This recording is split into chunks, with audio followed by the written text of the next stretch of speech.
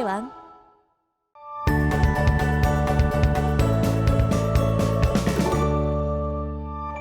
자, 오늘 학습할 단어는 절대부등식입니다. 절대부등식이 뭔지 일단 알아봐야겠죠. 절대부등식이 뭐냐면 전체 집합에 속한 모든 값에 대하여 성립하는 부등식을 절대부등식이라고 합니다. 쉽게 말해서 절대부등식이라는 의미는 항상 성립하는 부등식을 우리가 절대부등식이라고 해요. 자, 절대부등식의 대표적인 예시 몇 가지 한번 보겠습니다. A가 B보다 큰 거랑 A-B가 0보다 큰 거랑 똑같다 그랬네요. 우리가 요거는 어디서 배운 거예요? 부등식의 성질에서 배웠죠. 1차 부등식을 배울 때 1차 부등식을 풀기 위한 부등식의 성질에서 배웠습니다. 자, 2번 보시면요. A제곱이 0보다 크거나 같다 그랬네요. 우리가 만약에 양수를 제곱하면 양수죠.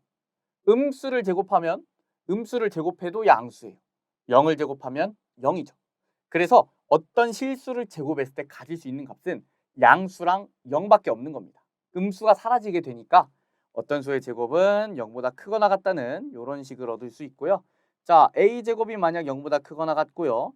B제곱도 0보다 크거나 같아요. 그러면 두 개를 더했을 때도 마찬가지로 음수를 가질 수는 없겠죠.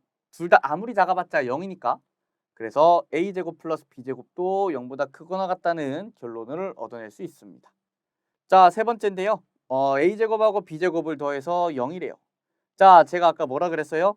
A제곱하고 B제곱을 더해서 0이 되거나 양수가 되거나 해요. 음수가 될 수는 없어요. 그런데 두 개를 더했는데 0이 됐다. 그 말은 무슨 말이냐? 둘 다 0이어야만 한다는 거예요. 하나가 양수가 돼버리면 합해서 0이 되기 위해선 얘가 음수가 돼야 됩니다. 자, 무슨 말이냐면 A제곱하고 B제곱이 0이 됐는데 A제곱이 만약 양수예요. 그러면 합해서 0이 되려면 B제곱은 음수여야 된다는 소리죠. 근데 음수일 수 있어요? 음수가 안 되죠. 그래서 A제곱도 양수가 될 수 없으니까 A제곱하고 B제곱이 0이 되기 위해선 둘 다 0을 가져야만 하는 겁니다. 그래서 이런 식을 얻어낼 수 있고요. 4번을 보면 절대값 A의 제곱은 우리가 절대값이란 건 부호를 다 양수로 바꿔서 나오는 거죠. 그런데 제곱을 하면 어차피 다 양수가 되니까 절대값 A제곱이나 그냥 A제곱이나 같다는 결론이고요. 절대값 AB도 마찬가지로 항상 양수로 나와야 됩니다. 그런데 요거를 쪼개서 해도 똑같은 거예요. 왜냐? 절대값 A도 양수가 되겠죠. 절대값 B도 양수가 될 거예요. 그럼 어차피 양수와 양수를 곱하니까 부호가 양수가 되는 거예요. 그래서 절대값 AB와 절대값 A 곱하기 절대값 B도 같은 값이 되고요. A랑 B가 모두 양수일 때는 AB가 양수일 때는 그리고 A가 B보다 클 때 어떤 결론을 얻을 수 있냐? 제곱을 해도 부등호 방향이 바뀌지 않고요. 루트를 씌워도 부등호 방향이 바뀌지 않습니다. 주의해야 될 점은 항상 A도 양수고 B도 양수일 때 성립한다는 점이에요. 자, 그러면 몇 가지 절대 부등식의 예시를 더 볼 건데요. 우리가 1번을 한번 보겠습니다. 자, 요거는 우리가 양변에 2를 곱하면요. 우리가 어차피 부등호 방향 안 바뀌죠. 2a제곱, 2b제곱, 2c제곱, 마이너스 2ab, 마이너스 2bc, 마이너스 2ca가 0보다 크거나 같대요. 그러면 제가 요거를 a제곱하고 b제곱을 하나씩 빼올게요. 두 개 있으니까 하나씩만 쓸 거예요. a제곱 그리고 마이너스 2ab 플러스 b제곱. 방금 쓴 게 요거까지 쓴 거죠. 자, 그리고 이번엔 뭘 뽑을 거냐? 남은 b제곱 하나랑 c제곱 하나 빌려올게요. 그러면 b제곱 마이너스 2bc 플러스 c제곱까지 써줄 거고요. 얘도 날라갔죠? 그럼 이제 남은 애들만 한번 쭉 써봅시다. c제곱 마이너스 2ca 플러스 a제곱이에요. 그러면 우리가 지금 a 마이너스 b의 제곱이 있고요. b 마이너스 c의 제곱이 있고요. c 마이너스 a의 제곱이 있네요. 얘는 뭐예요? 얘는 항상 0보다 크거나 같은 거죠. 제곱하고 제곱을 더했어요. 그래서 항상 0보다 크거나 같다는 결론도 얻어낼 수 있습니다. 그래서 우리가 1번은 그러한 이유로 항상 성립하는 절대 부등식이고요. 2번을 보시면요. 2번은 우리가 이렇게 표현할 수 있어요. A의 제곱. 제가 AB만 가지고 한번 해볼게요. AB고 얘를 가지고 완전 제곱식을 만들 거예요. 그러면 뒤에 어떤 수가 필요한 거예요? 반의 제곱, 2분의 1b 제곱, 4분의 1b 제곱이죠? 그리고 다시 빼줘요. 그리고 원래 b제곱이 있었습니다. 그래서 얘를 정리해주면 a 플러스 2분의 1b의 제곱 플러스 4분의 3b 제곱입니다. 얘도 마찬가지로 제곱 더하기 제곱이니까 항상 0보다 크거나 같겠죠. 자, 근데 우리가 요거는 마이너스로 바뀐다고 해서 달라지는 것은 없습니다. 여기도 마이너스라 그래도 어차피 제곱 더하기 제곱은 유지되니까 우리가 요것도 마이너스인 경우에도 성립한다고 볼 수 있습니다. 추가적으로요, 우리가 요런 것도 볼 수 있겠죠. a의 제곱 플러스 마이너스 2ab 플러스 b제곱은요, 이것 자체가 그냥 이미 완전 제곱식이니까 0보다 크거나 같다는 결론을 여기서도 얻어낼 수 있습니다. 3번은요, 우리가 양변 그냥 제곱을 해줄 거예요. 그러면 절대값 a 플러스 절대값 b 요거의 제곱이랑 우변은 절대값 a 플러스 b의 제곱이 되겠죠. 그러면 우리가 요거를 전개를 해주면요, 절대값 a의 제곱, 2 절대값 a 절대값 b, 자 플러스 절대값 b의 제곱이고요. 우변은 우리 절대값을 제곱한 거는 그냥 절대값 신경 안 쓰고 전개해도 된다고 앞에서 배웠죠? a의 제곱 플러스 2ab 플러스 b제곱입니다. 그러면 절대값 a제곱은 a제곱하고 똑같고 얘는 절대값과 절대값의 곱은 그냥 절대값 ab라고 쓸 수 있고요. 절대값 b의 제곱은 b의 제곱입니다. 우변은 그대로 써줄게요. 2ab 플러스 b제곱. 그러면 사라지는 게 생기죠. 여기에 a제곱 없을 수 있고요. b제곱 없을 수 있습니다. 그럼 그 상태에서 양변을 2로 나눠주면요, 절대값 ab는 ab보다 크거나 같다는 요식이 나왔어요. 자, 그러면 얘는 맞냐 틀리냐라는 걸 생각을 해봤을 때 ab가 만약에 양수면 어차피 ab로 나오고 얘는 ab보다 크거나 같다인데 없어져서 0 이상은 0이니까 항상 성립을 하죠. 그리고 ab가 만약에 음수라면요, 마이너스 ab, 여기는 ab, 그러면 ab를 좌변으로 넘기면 마이너스 2ab가 0보다 크거나 같다인데 ab가 음수니까 얘도 성립을 하네요. 따라서 우리는 얘가 항상 성립하다는 것을 확인할 수 있습니다. 우리가 가운데 부호가 마이너스인 경우에는요, 방금 했던 과정을 마이너스로 바꿔서 똑같이 반복해 주시면 같은 결론에 도달할 수 있습니다. 한번 노트 펴서 직접 해보시기 바라겠고요. 우리가 이번엔 산술평균과 기하평균의 관계에 대해 학습을 할 건데 이런 식이 있습니다. 2분의 a 플러스 b가 루트 ab보다 크거나 같다는 이 식을 산술평균과 기하평균의 관계라 그래서 우리가 쉽게 산술 기하평균이라고도 많이 부릅니다. 산술 기하평균. 우리가 여기 좌변에 있는 2분의 a 플러스 b를 a와 b의 산술평균이라 그러고요. 루트 ab를 ab의 기하평균이라고 합니다. 그래서 산술평균과 기하평균의 관계에서 항상 산술평균이 기하평균보다 크거나 같다는 요식이 산술기하평균이라고 할 거예요. 중요한 점은 얘가 항상 양수일 때만 성립한다는 거예요.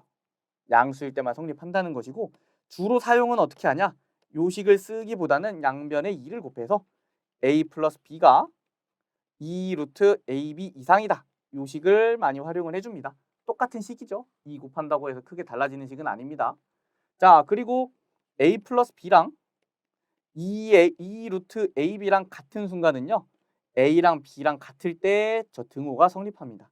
그 말이 여기 이렇게 뒤에 써 있는 거예요. 자, 얘 성립은 왜 하냐 그러면 우리가 지금 요식을 제곱을 해주면요, 어차피 양수니까 제곱을 할 수 있겠죠. a제곱 플러스 2ab 플러스 b제곱이고 우변은 4ab죠. 그러면 좌변으로 넘겼을 때 a의 제곱 마이너스 2ab 플러스 b제곱이 0 이상이고 얘는 a 마이너스 b의 제곱이니까 성립하는 것도 우리가 쉽게 제곱을 통해서 확인을 할 수가 있네요. 자, 개념 예제 보도록 하겠습니다.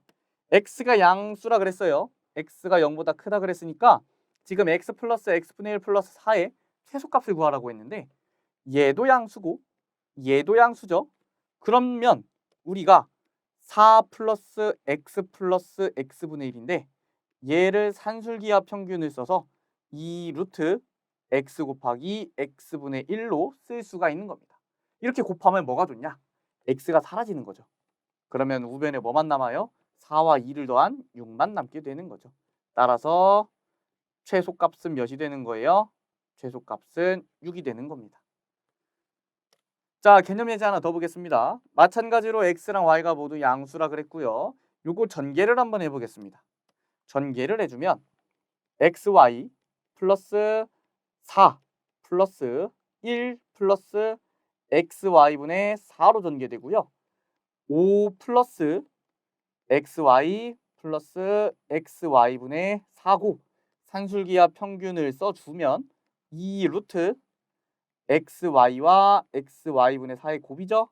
그러면 어떻게 돼요? xy가 사라집니다. 그러면 남은 거는 5 플러스 2 곱하기 루트 4는 2니까 이렇게 되고요. 5 플러스 4니까 최소값 9라고 우리가 찾을 수 있습니다. 자, 이번엔 코시 슈바르츠의 부등식인데요. 식이 조금 복잡합니다. a제곱 더하기 b제곱에 x제곱 더하기 y제곱을 곱하면 ax 플러스 by의 제곱이라는 이런 부등식이 성립을 한다는 내용이고요. 우리가 등호는 a분의 x와 b분의 y가 성립할 때 등호가 된다는 거, 이 점도 꼭 아셔야 됩니다. 우리 산술기하 평균과는 다르게 a, b, x, y가 실수일 때, 즉 양수가 아니어도 얘는 성립하는 부등식입니다. 그러면 우리는 얘는 조금 활용이 좀 어려우니까 식이 복잡해서 활용이 좀 껄끄러울 거예요. 한번 개념 예제 보면서 어떻게 활용하는지 보도록 하겠습니다. 자, 실수 a, b, x, y에 대해서요. a제곱 더하기 b제곱은 4고 x제곱 더하기 y제곱은 9라 그랬어요. 그때 ax 플러스 by의 최대값과 최소값 구하라고 했네요. 그러면 우리가 이거 그대로 코시 슈바르츠의 부등식을 써주면 a제곱 플러스 b제곱과 x제곱 플러스 y제곱을 곱한 게 ax 플러스 by의 제곱이 성립한다는 게 코시 슈바르츠의 부등식입니다. 자, a제곱 더하기 b제곱은 4라고 했고요. x제곱 더하기 y제곱은 9죠. 그리고 여기는 ax 플러스 by의 제곱입니다.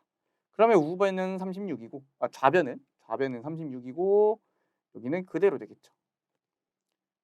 자, 그러면 제곱이 36 이하니까요. 우리가 요거 부등식 어떻게 풀죠? ax 플러스 by라는 거를 t라고 생각을 하면요. 지금 t제곱이 36보다 작거나 같은 거니까 이렇게 할 수 있겠죠. 마이너스 6 이상 6 이하. 그럼 다시 원래대로 돌리면 우리가 ax 플러스 by의 범위를 구할 수 있는 겁니다. 최소는 몇이에요? 마이너스 6. 얘가 최소고요. 6은 뭐예요? 최대죠, 최대. 이렇게 최소값과 최대값을 구할 수도 있습니다. 한 문제 더 보겠습니다. x 플러스 2y는 10이라고 했고요. x제곱 더하기 y제곱의 최소값을 구하래요. 자, 그러면 우리가 코시 슈바르츠의 부등식에서 ax 플러스 by에 해당하는 부분이 요거인 겁니다. a는 1이고 b는 2라고 놓는 거예요. 그러면 우리가 원래 a제곱 더하기 b제곱에 x제곱 플러스 y제곱을 곱해서 ax 플러스 by의 제곱이 돼서 요게 지금 이 관계가 성립한다는 게 코시 슈바르츠의 부등식이잖아요. 자, a제곱 더하기 b제곱은 그럼 몇이 되는 거예요? 1의 제곱 더하기 2의 제곱이 되는 거고 우리가 구하는 x제곱 더하기 y제곱이 여기 있고 여기는 ax 플러스 by의 값, 즉 x 플러스 2y가 여기 오는 겁니다. 그러면 5의 x제곱 플러스 y제곱이고요. 얘는 10을 제곱해서 100이 되겠네요. 따라서 x제곱 플러스 y제곱의 최소값은 20이란 거 우리가 계산할 수 있습니다. 자, 우리가 오늘 절대부등식에 대해 학습을 했고요. 절대부등식의 일반적인 경우 예시 몇 개 학습했고 산술기하 평균, 코시 슈바르츠 부등식까지 얘네들도 절대부등식입니다. 얘네들까지 학습을 하였습니다. 우리 새로운 공식이 몇 개 나왔으니까 복습할 때 꼭 암기하시고 오늘 강의는 여기까지 하도록 하겠습니다. 감사합니다.